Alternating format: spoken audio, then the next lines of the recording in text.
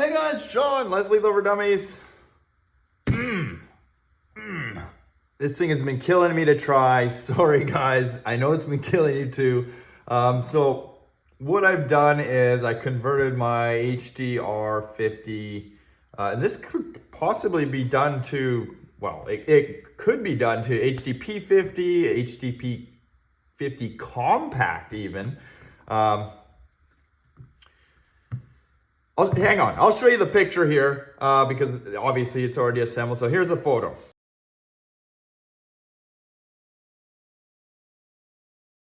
All right, so short answer, I had an old valve, one of the kind of crimp style valves. So it looked like this. I knew this valve probably wasn't gonna hold up to what I was gonna do to it, so I sawed this off with a hacksaw. Unfortunately, this was my first failed attempt. You guys didn't get to see that because it didn't make it that far. I drilled and tapped this end piece, 1/4 inch NPT. Then I applied those fittings that you just saw in the photo. Now, there's one thing I can say about if you're gonna attempt something like this, the brass fittings are rated safely to 1,000 PSI. They say to 3,000. In a certain thickness, yes, but in the stuff that you're gonna find on like Amazon and like at your Home Depot, no, I would never do this. If you're looking for brass fittings to do something similar, you want forged or extruded. Do not use cast fittings, and they are out there. They're just cheap knockoffs, we'll call them. But in most cases, the stuff that you see, if they're nicely machined and such, they're forged or extruded, and they will withstand the pressures that I'm asking of this marker. So I'm okay with that. So it's back together. I haven't aired it yet. I kind of brutalized this shell, this casing. There are some things I will change. I think if this works out and it proves to be a worthy, upgrade, or it gives me kind of what I'm looking for, and that's some power and consistency, not just a complete fall from grace. So you can see I really chewed up the back here. The alignment of the stem just, it didn't jive. It ended up being like that. So I missed the hole. I think what I would do in the future is, instead of using that solid, that was a 3-inch brass nipple, I would go to a 3-inch braided steel line. That way, it wouldn't matter where it was in here. You could just kind of find the hole and screw it together. The other thing that I'm not telling you is how am I puncturing these 16-gram CO2s? And I didn't bring it out here, so hang on one sec. I'm using one of these doodads right here. This is from Palmer's Pursuit. It is a 1/8 NPT to 3/8 24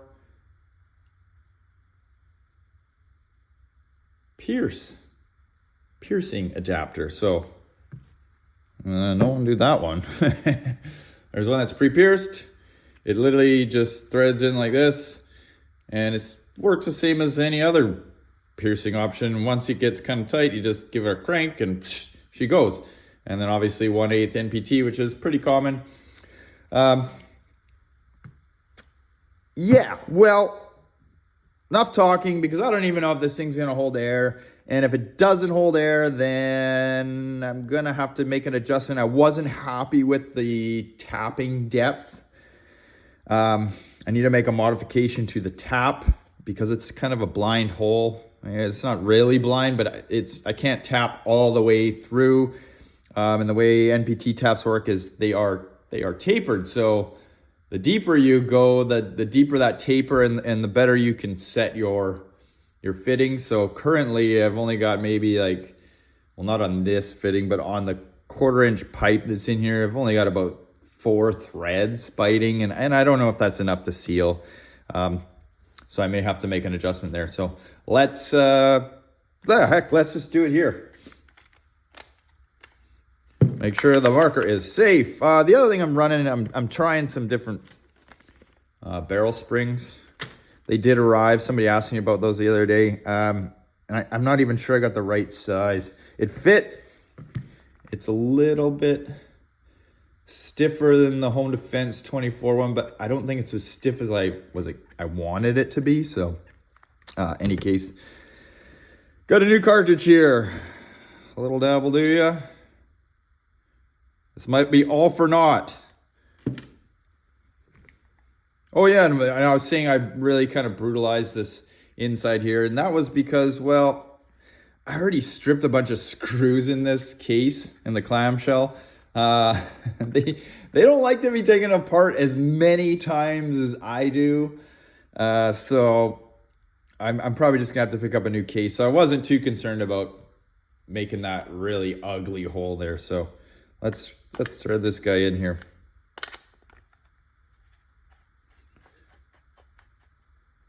All right, so it's kind of tight. There's no chamber caps, there's no nothing. This is just a factory valve chopped off with, you know, the little bit of pipe that's in there that is gonna act a little bit as some expansion chamber. All right, wish me luck.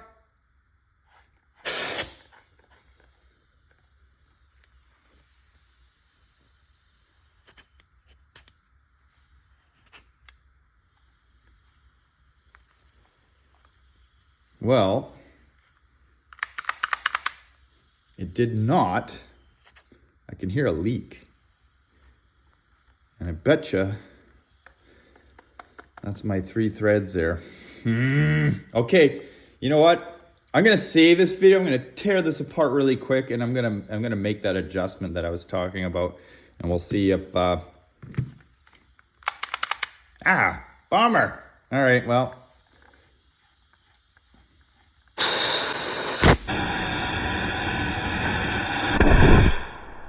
Oh, hey.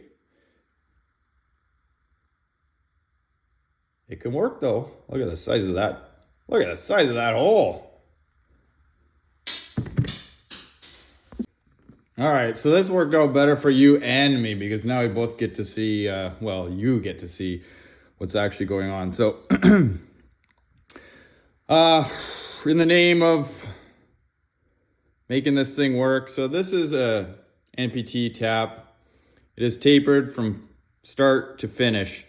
As I mentioned, the deeper you go, the wider the taper, and then these, when your fittings go together, they actually make a taper seal. But in this case, I was using just a off-the-shelf tap, and because I can't tap through this, it's kind of a blind hole because I'm butting up against a stop in there. I was only engaging like 3 threads here, and it leaked, as you saw. So I ordered another tap because I'm gonna need this anyways, this modified one. So what I did is I just took my angle grinder and chopped it off, and then just smoothed the end out. So it's almost like a bottoming tap. So I get that widest taper here, but I still have to, if you're gonna do this, you still have to start with a regular taper just to get that nice taper at the beginning, of course. So I chopped this off, I ran it through, yada, yada, yada. I bottomed it out essentially. And what I have now is one that goes in a whole lot better and shouldn't leak. And I can probably use thread tape on this one. I used thread tape here and here. Those didn't leak. And this one, because I didn't only have the little thread engagement, I used Loctite, and I let it set for the 24 hours, but no bueno. So let me tape this up, put it back together, and we will try again, hopefully successfully this time. It's back together. Let's do a bench test this time instead of me stripping more of those screws in there. So safety glasses, of course. We'll use some gloves this time, just in case. Not that that shell offers any more protection, but the piece that's threaded here is squeezed in this cast shell, so I do trust it for the most part. Let's put a little lube in there. In case she does want to juice. Brand new CO2, 16 gram. And I said gloves, right? Everything's good. All the screws are in. There we go.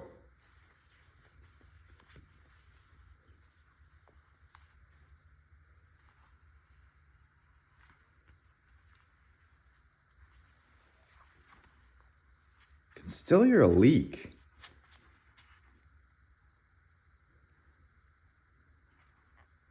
Interesting.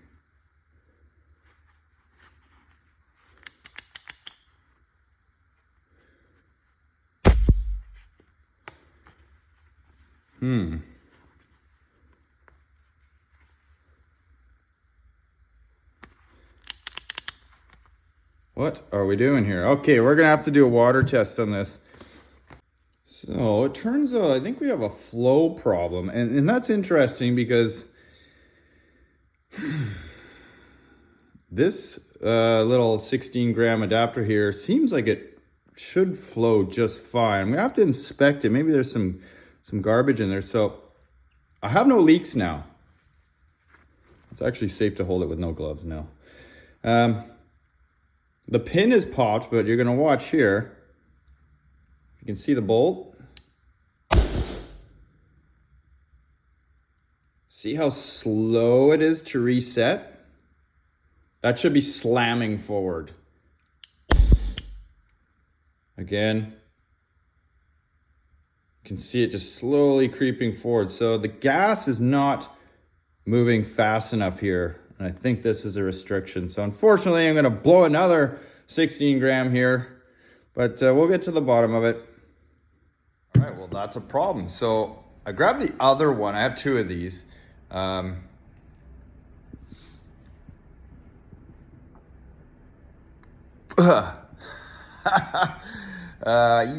there's not a lot of air coming through, like not at all.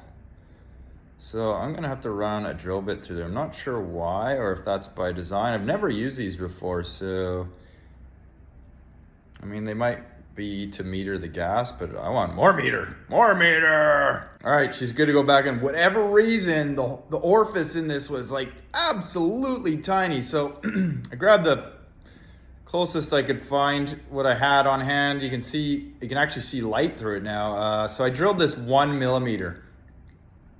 And you can hear now, air is getting through. Okay, we're back with all our safety gear. Now, you guys get to see like all the trials and fails. Now, I screwed up the digging out the CO2 seal to drill this. Probably could have just left it in place, but I didn't, and now it's kind of all buggered up. So I've just replaced it with an O-ring. It may or may not work. So put a dab of oil in there. I may have to just go dig another CO2 seal out of one of my kits there. I should probably be able to get something to work. So drilled 1 millimeter through this Palmer's Pursuit CO2 adapter. Come on.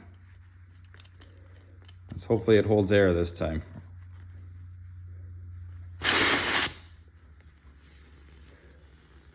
So the CO2 seal is leaking ever so slightly because it's just an O-ring I put in there. So I'm gonna go dig another seal out, but hey, look, it popped.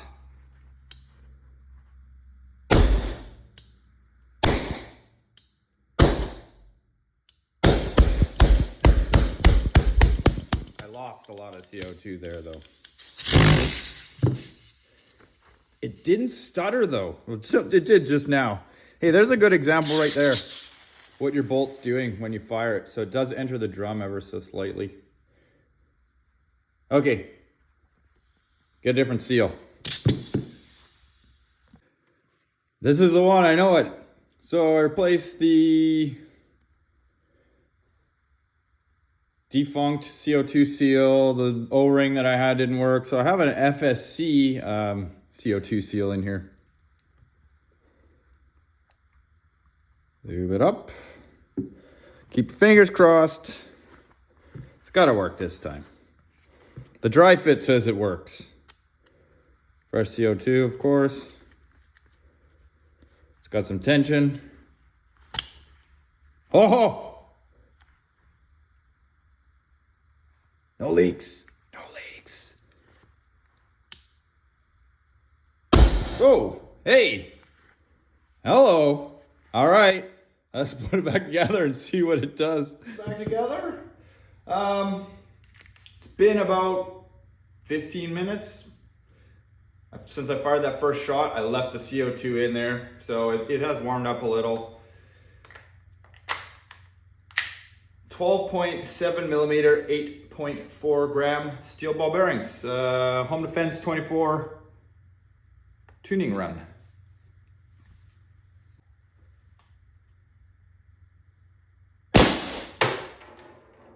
242. No stutter. Don't know what that is in joules, but I see my barrel is stuck forward. Interesting. All right. So no boost in power release, I don't think so. I can't even remember what the factory marker shot. Now that was, remember I had a restriction in my,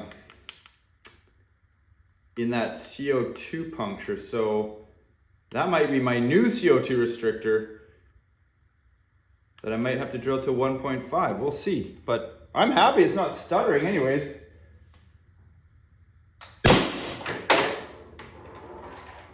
Meh, meh, meh. And the barrel's stuck again. Not sure what is going on there. That is leading to a drop in FPS. And it didn't even cycle that time. What is going on here? It seems to be free.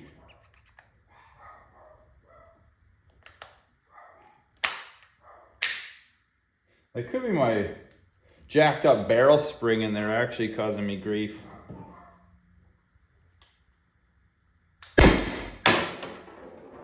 Yeah, something ain't right. 200. Not the power anybody was hoping for.